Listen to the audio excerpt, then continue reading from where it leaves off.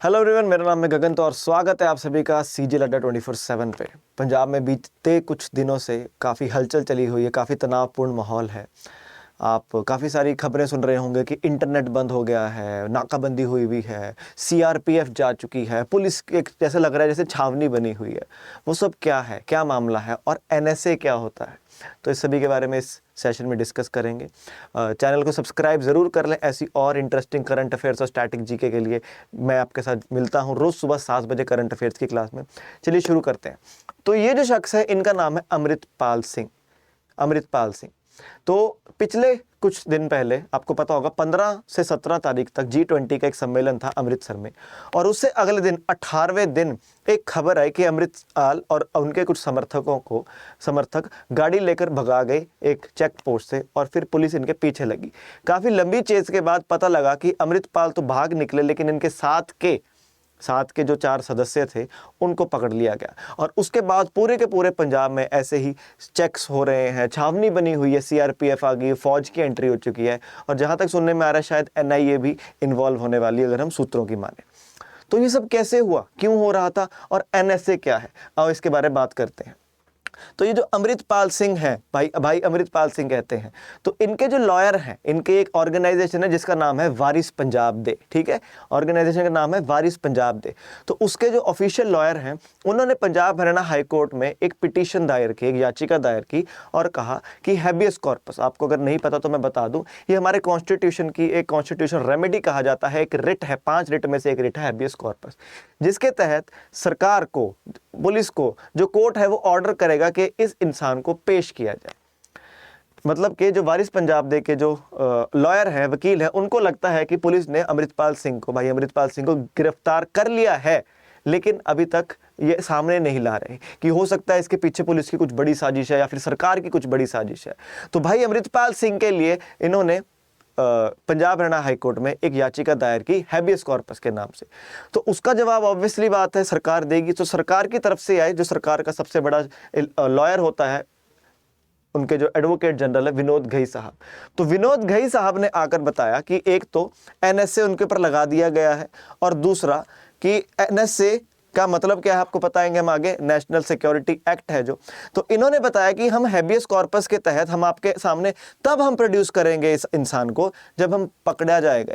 इनके अकॉर्डिंग इस इंसान को अभी तक पकड़ा ही नहीं गया है। इन्होंने क्या बोला, ही इज स्टिल एब्सकॉन्डिंग, वो पकड़ा ही नहीं गया है। भाई अमृतपाल सिंह के बारे में बात हो रही है। ऐसी आपने तमाम वीडियोस देखी होंगी, अभी टीवी अगर आप देख रहे हो न्यूज़ चैनल खोल के किसी भी टाइम, तो ऐसी तमाम सीसीटीवी की फुटेजेस सामने आ रही हैं। और विनोद घई साहब ने बताया है कि भाई अमृतपाल सिंह को पकड़ा ही नहीं गया है अभी तक, ही स्टिल एब्सकॉन्डिंग, और अगर हमारे पास कोई इंसान है ही नहीं तो उसको हम आगे प्रोड्यूस कैसे करें।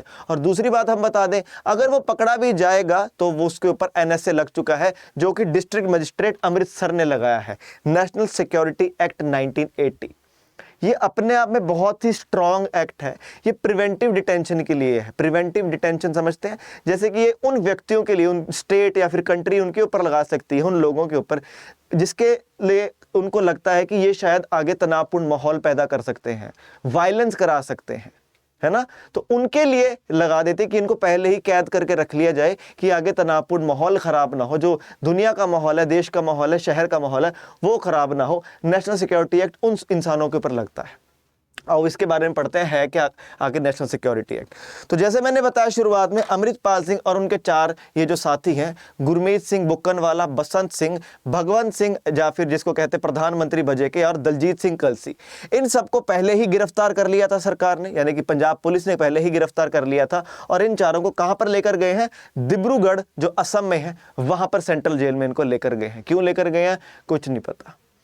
आओ एनएसए के बारे अगर हम ध्यान दे बात, तो देखो, a person is taken into custody to prevent them from acting in any manner, जिससे कि सिक्योरिटी उस इंसान के ऊपर, उसको इंसान को कस्टडी में लिया जाता है, हिरासत में ले लिया जाता है, जिसको देखकर लगता है सरकार को कि इसकी वजह से कि मेरे देश की, मेरे प्रदेश की सिक्योरिटी में प्रॉब्लम आ सकती है, ये माहौल खराब कर सकता है, किसी भी तरह का वायलेंस करवा सकता है।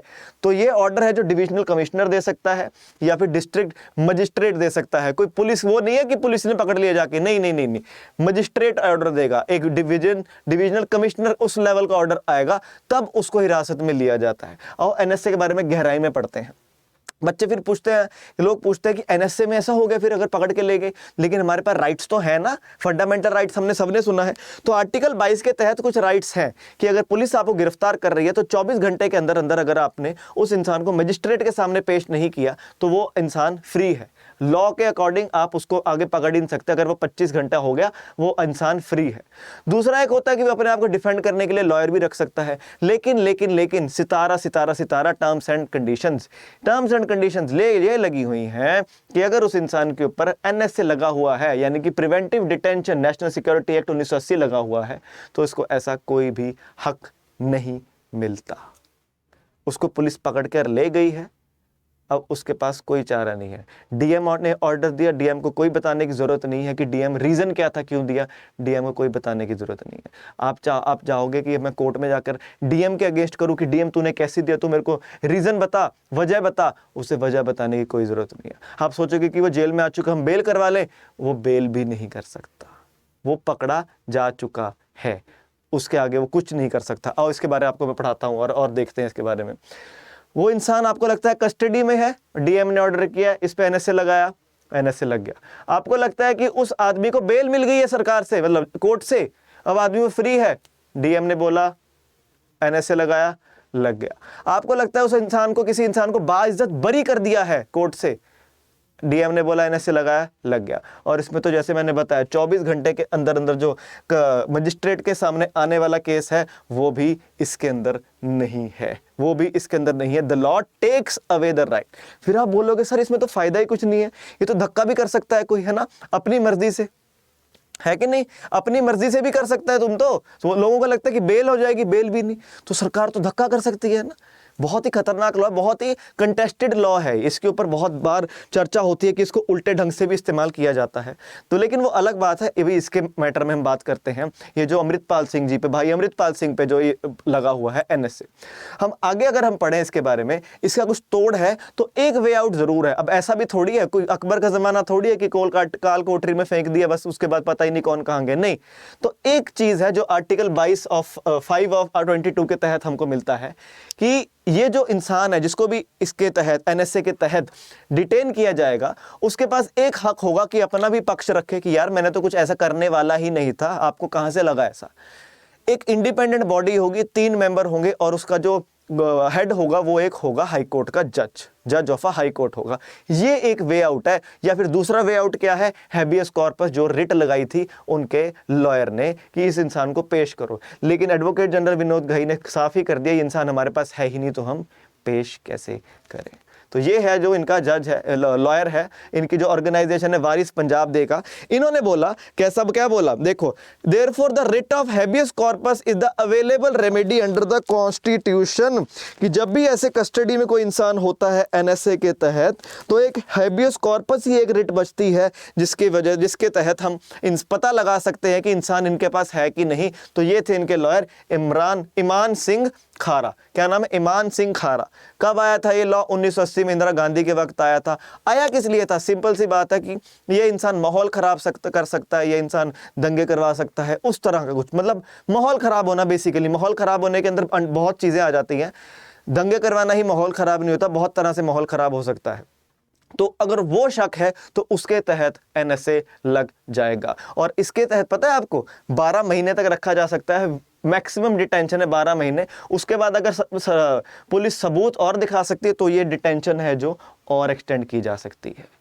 आप कमेंट करके बताएं कि आपको क्या लगता है कि एनएसए लॉ कैसा है, क्योंकि बहुत ही ज़्यादा मैंने और जगह जहां पर सेशन लिए, बहुत ही ज़्यादा बच्चों का, लोगों का अलग अलग नज़रिया है। और बाकी करंट अफेयर्स के लिए, पेपर के लिए, स्टैटिक जीके के लिए, कोई भी पेपर दे रहे हो यूपीएससी छोड़ के, एसएससी का हो, बैंक का हो, एसएससी का कोई भी पेपर, बैंक का कोई भी पेपर, किसी भी स्टेट का कोई भी पेपर की तैयारी कर रहे हो, सुबह जुड़ो मेरे साथ रोज़ सुबह 7 बजे इसी चैनल पर। Thank you.